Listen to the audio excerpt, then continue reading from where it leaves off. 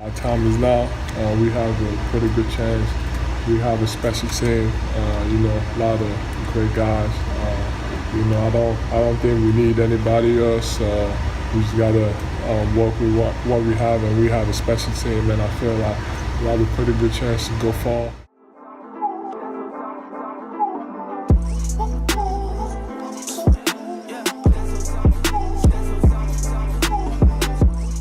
It's another edition of the Sports Shop Philly. On location, you might recognize our special guest. That's right, Grammy-nominated producer. The man is the biggest collector, I think, actually legit collector of Philly's memorabilia. He has more stuff than I think I can fit in my house. Will Yip, it is always a pleasure alongside Jeff Mosher, Eitan Shander. What's up, brother? Yo, man, chilling. I'm glad to be back.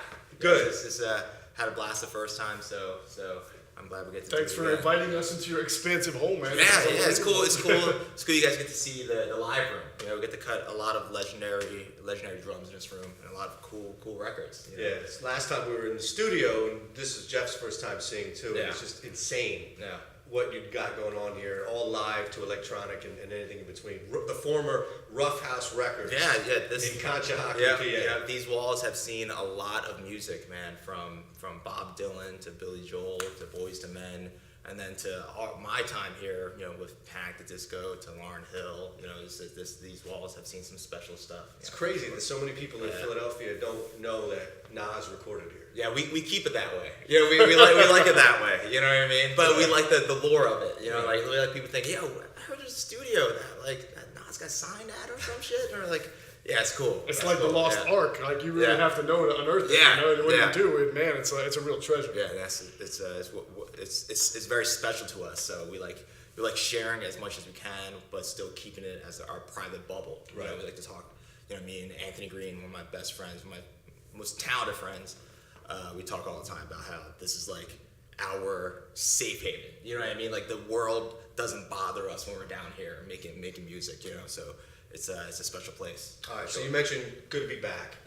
Beyond all the Phillies memorabilia you have, it's beyond that. You're a huge Philadelphia sports fan, it goes without saying. It's a good week. It's a good week, man. Great it's a good week, right? Great Great Except for week. Flyers, but it's a good week. We won't talk about that. We'll sidestep around that. But Joel Embiid played these comments earlier about what he said, and now everybody is jumping on the LeBron or not LeBron. But I think to start out, it's just Joel Embiid. The idea that they don't need anybody right now, I think, is a good place to start. And what I would say, Will, is this guy has put good pressure, not the bad pressure, but the good pressure on your team, right, guys, where it's like there's no more house money. Yeah. There's no, we're just happy to be. Embiid is telling you as a fan, this is it. We can win something this year.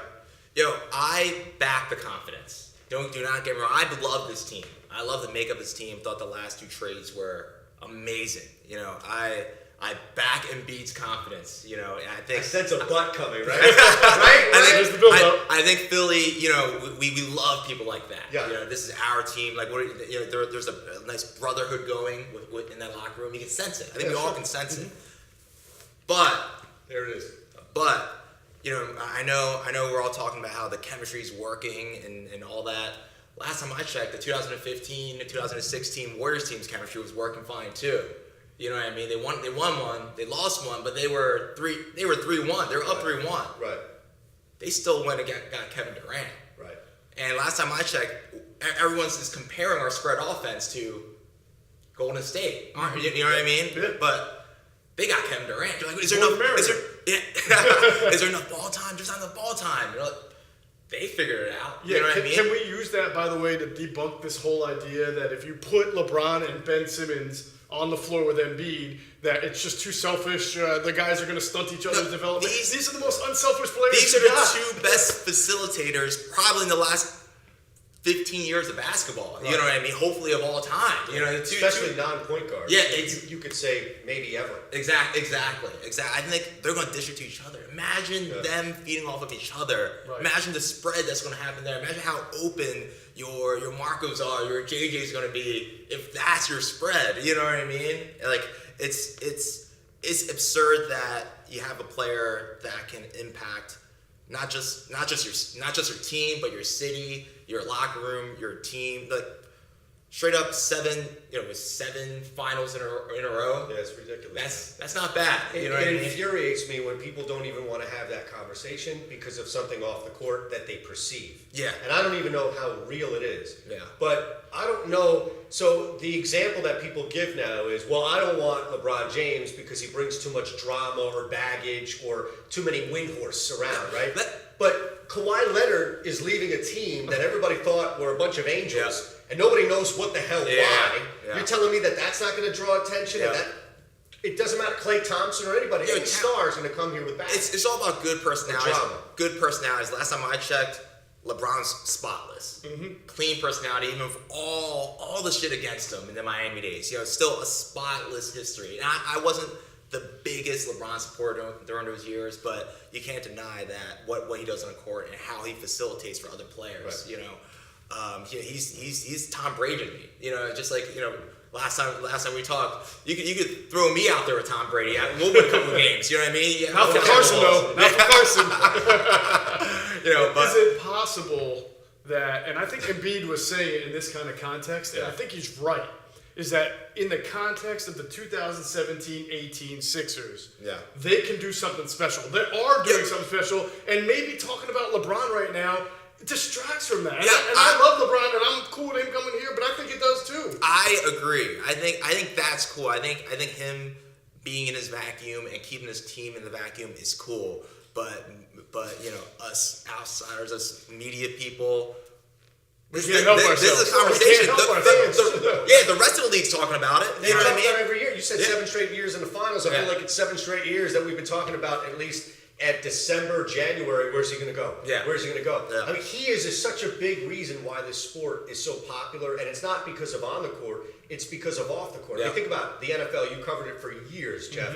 One thing the NFL does, even if it's bad stuff, could be somebody getting arrested, whatever. The off the field things, it's a snowball. Yeah. And people are just so attentive to the things that are happening off the field. Yeah. That's why the off season goes so long. The NBA is much closer to that than any other sport. Yeah. And LeBron is a huge part of it Yeah. because every year, January, February, Yeah. you're still in the regular season because he has some opt-out in his clause that allows him to get out that year. So it's just the norm. Yeah, absolutely. I do back what Embiid's saying right now. In terms of to keep that stuff out of the locker room, to keep that stuff out of the game, because I fully believe we can go to the finals this year, 100%. If I was betting on this, I'm putting it on the Sixers to make it to the finals. Can we beat Houston or Golden State? Who knows? You know what I mean? But I think we can get by Cleveland or Toronto or whatever you put in front of us if we play our best game. All right, I have to ask you this because I can see the passion in you. Yeah. You're one of those fans that you got your arms everywhere. When Bellinelli takes a shot that you think no human being should attempt, are you like yes or are you like no? Yes. After game 1, I'm yes all the time now. All right. That dude just has balance. He has the balance that other players don't, man. I'm gonna ask you again after his next 3 of 16. Yeah, it's cool. It's give and take. I'll take that 3-16 one night for 4 nights of 7 for 9. You know what I mean? But I back it. I do back where they're at. But just like 08, 09 Phillies, we had a great team. The team that went. You have to keep adding, keep facilitating, and last time I checked, LeBron has a body of a 19-year-old. He's still got it.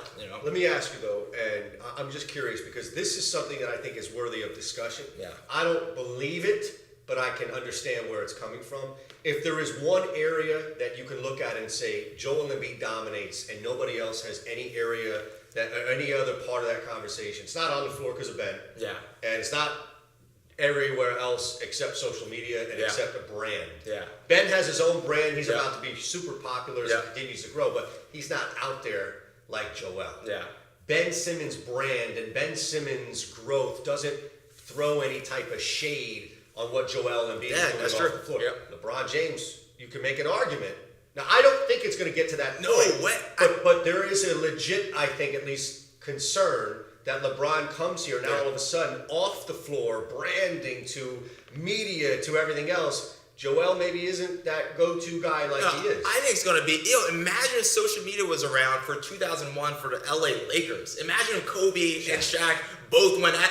That would be the coolest shit. You know what I mean? Seeing Embiid and LeBron just do their thing together off the court, I think would be something special. But I think we gotta be real though, because you're right in thinking that way. But I can't help but to think that Shaq and Kobe eventually were gonna, and that Kyrie and LeBron eventually were gonna. And Joel strikes me as maybe, I don't want to call him Kyrie Irving. It's not fair, but as a guy who loves being that guy. And if you start to threaten that, it might look good. In front of the curtains, but behind the curtains, there might be a little bit. I didn't sign up for that. I think this dude just wants to win. You know, at the end of the day, I think he loves being the star, but I think Embiid is true Philly guy because he wants to win, and LeBron wants to catch up to MJ. You know what I mean? I think these guys, they want to win. They want to win chips. Right. You know, I think LeBron's is going to back up Embiid's antics. I think that's the thing. I had this feeling that Embiid's still going to be the big cartoon out there. You know what I mean? I think LeBron's going to back him up. You know, back up on the court, and it's just gonna make each other better. You know, it's crazy to me that you can think to put arguably the greatest facilitator, one of the greatest of all time. Players. You're not gonna make a 7-foot center better. That's already a dominant force. Or a 7-foot point guard. Yeah, exactly. And by the way, I wonder what Kyrie's thinking now. Yeah. I'm just saying, rehab and get me back. So let's look at this real quick as we talk about a guy that we all, I think, want around Joel. How about a guy that maybe some of us, not even here, but around the city, don't want around Joel Embiid? Is there's news that pops that he has developed a texting relationship with Draymond Green, of all people out west. Not now. Not now. Don't do that now. You know what I mean? You want Draymond? You think he's planting seeds? Here's what I think. Draymond recognizes who they're about to play in the finals. They've got Steph's back. They'll beat the Wizards. It might go 7, but they'll beat the Wizards. The Rockets. It might go 7, but they'll beat them. And they look at who's now is in the East. All right, Boston, not going to happen. LeBron, he's out. Toronto, they don't know threat. I need to start working on Joel Embiid now. All right, I like to think it's not that deep. You know what I mean? I think both of these two guys are taking trash talk at a next level. Yeah, dude, that's. I like to think it doesn't get to that level. I think they're boys. I like to think that they're actual boys. You know, but just like any game or any competitive sport, any competitive company you're in, when you're in the midst of it, man. You don't do that. I'm with him. Like, I like Draymond's great game a lot. Yeah. I don't want him anywhere near this team. Because this team isn't just good, but what is the one thing that stands out about them? They're young, but they're so composed. Yeah. Right? Ben Simmons, dude's trying to get into his face and start a fight, and he's like, you don't want this. Dre Mean's going to be like, you want some of this? You want some of this. So I don't want any of that. I do back his game, but that's you don't want him anywhere. That's not worth. I don't want him texting our dude right now, and I don't think that's worth it. Whereas LeBron's worth it, Kawhi worth it, where PG worth it. You know what I mean? Like that's something I can do with that. I think we have that covered. Someone's got to steal the phone and hit the block button. The great Will Yip on location. It's the Sports Shop Philly.